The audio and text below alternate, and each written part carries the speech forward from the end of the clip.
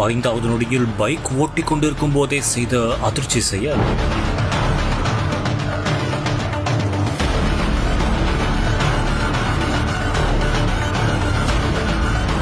புயல் வேகத்தில் வந்த பேருந்து கட்டுப்பாட்டை இழந்த பதைக்க வைக்கும் காட்சி.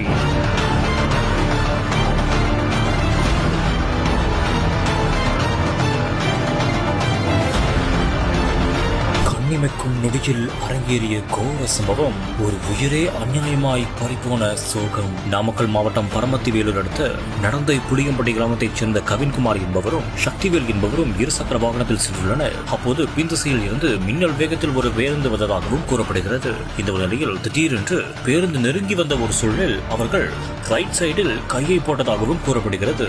அப்போது மின்னல் வேகத்தில் வந்த பேருந்து ஓட்டுநர் நிலை தடுமாறி போய் சட்டென்று அவர்கள் மீது மோதியதாகவும் கூறப்படுகிறது. இதனால் அங்கு பெரும் விபத்தும் ஏற்பட்டுள்ளது. இந்த ஒரு சம்பவத்தில் கவின்குமார் உயிரிழந்ததாகவும் கூறப்படுகிறது. இது தொடர்பான காட்சி சமூக வலைதளங்களில் தற்போது பெரும் பரபரப்பையும் அதிர்ச்சியையும் ஏற்படுத்தி இருக்கிறது.